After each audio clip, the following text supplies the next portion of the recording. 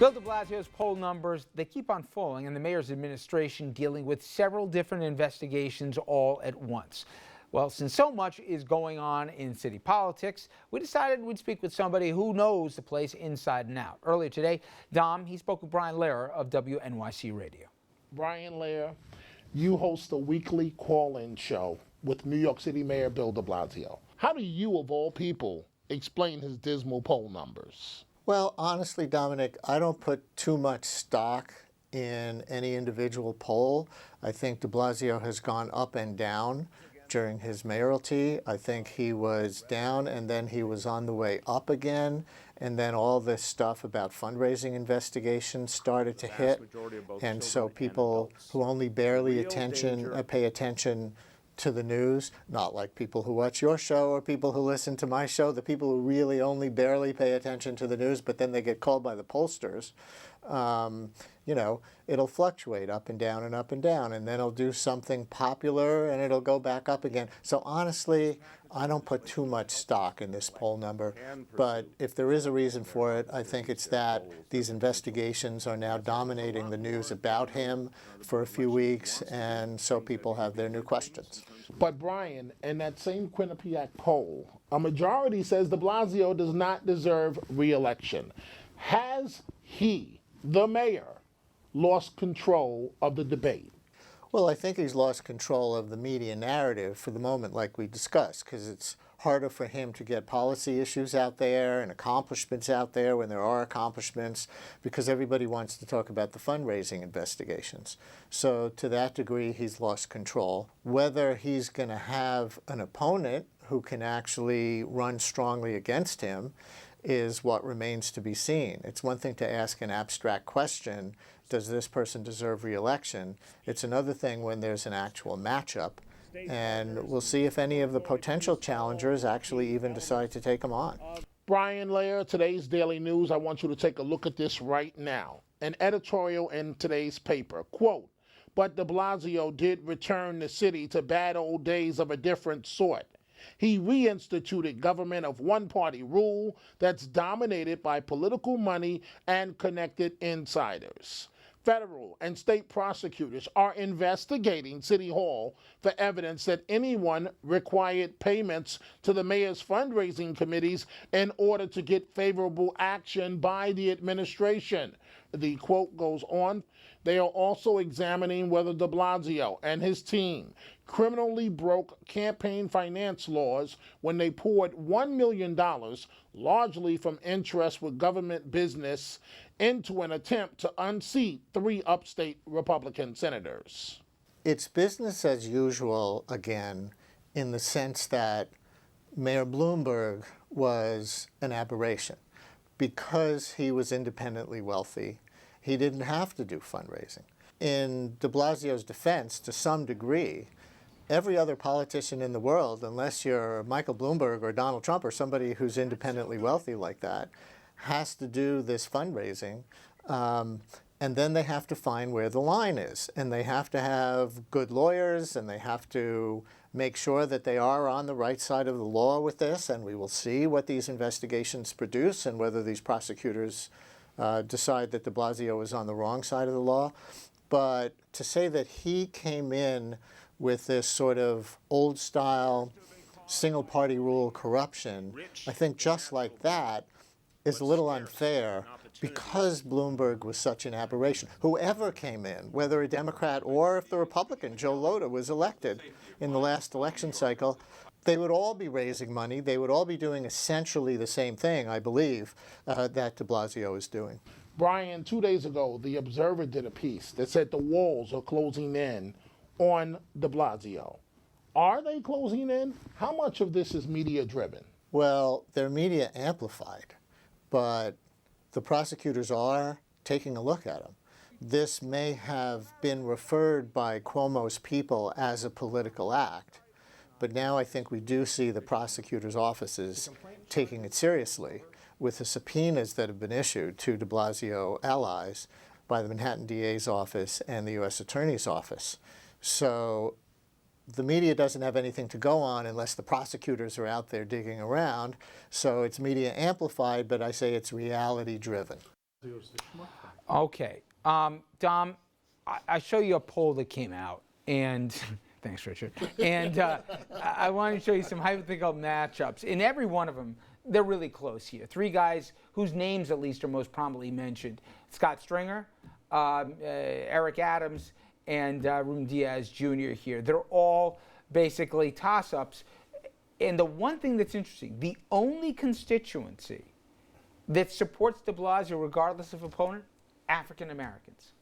I think if you want to generalize this a little bit, if he loses the black vote, he can't win. But if he holds on the black vote, I don't think it'll discourage some people from getting into this thing, but maybe some people will sit it out as a consequence. He's managed to use the African American vote as kind of a firewall to a certain degree, but he is in trouble. I agree with you on all counts. He is in trouble. The black community is his stronghold. That's why he gets up and appears on the rap radio stations. Actually, why? Why are black folks sticking with him? Because he delivered on their issues. Pre-K and stop and frisk. You don't really want He's me got to a answer record. that. He did deliver on stop and frisk, but you already know what my standard answer to They're that all is. corrupt. No, not that can they're I all do it for corrupt. him? He's going to say Dante had an afro and he Yes, had a Dante, commercial. he had an African American wife with a biracial son with You an asked the afro. question. The You black asked the community, question. the black people community, are smarter than that. the black community ate it up. Plus, he has something called Al Sharpton. But as we know, with the good Reverend, he might not be around for the second Transactional term. love. Yes, Transactional love. that's a good way of putting it. Thank yes. you. Bill, in terms of opponents for him, there's a feeling out process. Got a long way till 2017. But the way it usually works is, when do folks start to do the dance here? Around now it begins. I mean, I'm working with someone who may enter the race, a Republican. There's a couple of Republicans out there that have talked about getting in the race. He does look vulnerable. That said, it's a 6-1 Democratic city. I mean, he really has to collapse for a Republican to win. But yeah, he's weak. I mean, it really depends what happens with the investigations. I mean, right now there's a lot of smoke going on, and I think we have to wait out and see what happens. If it blows over, he probably is okay. But if something sticks, that's a real problem for him. And you know what's interesting with these investigations? You made this point earlier today in the production meeting, Andrew.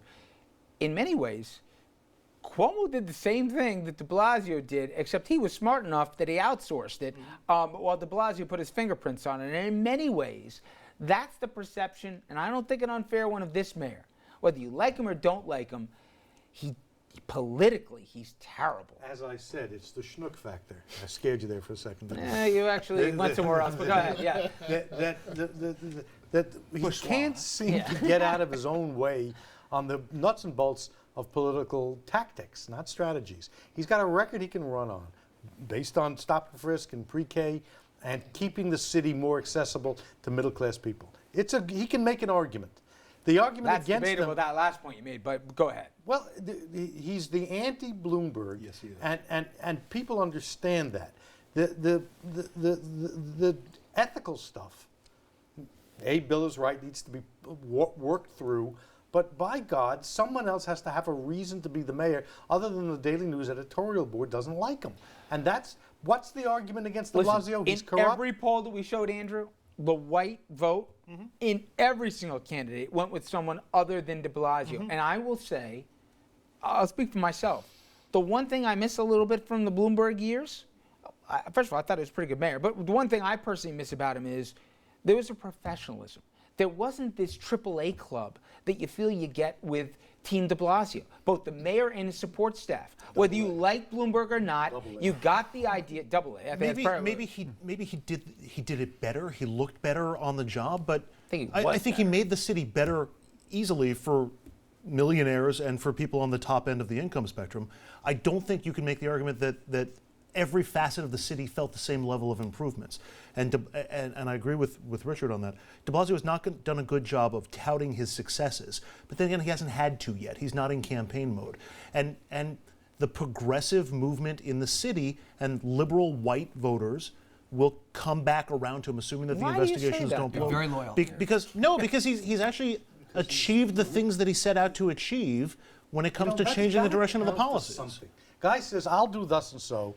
Does a fairly good job of delivering that, and everyone's saying he's finished, he's dumb, he's bad. He's got an argument to make, and the opponents don't. And all of the I think people, you and guys all are of the people in the exaggerating chorus, accomplishments for the middle class. all of the New people in the Yorkers, but chorus who are I tend to see them moving out of Manhattan in big numbers, and for that matter, can't afford to live in Brooklyn now either. So all of the people who are in the chorus who are saying that he's done all the things that, you know, that he's bad, that he's not good at this, seem to have a vested interest in saying that too. No, Keep that in mind. I don't. I just feel though that. You've been his leading knocker. Well, actually, that's him. But yeah, but I'm his lieutenant Some in this contest. just because it offends my sensibilities when And he went so bad at he's this. so inept at this that it forces.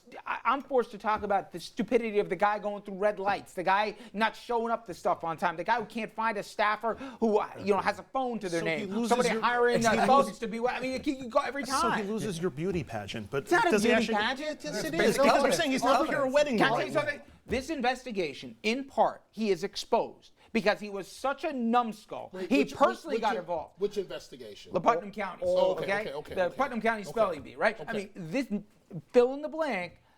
Cuomo, say what you want about him. He's not that dumb, you know? But Richard, I know you're short on time. I'll make Yeah. it real simple here. Real simple. You're the new mayor of New York. I've called him. Andrew disagrees. The accidental mayor. That only got 25% of the primary to turn out and vote for him come on. with his biracial son with the said afro. this was quick, my But friend. real quick. Okay. So explain this to me. You're the new mayor, and you come out with a policy of I'm only going to talk once a week on issues. Yeah. How good is that? By gonna the way, do with don't say a political word. You're a member of reporters? the media. All right, coming up next, Atlantic City on the brink of going bust. But did the state just bail it out? I'll have the details after this.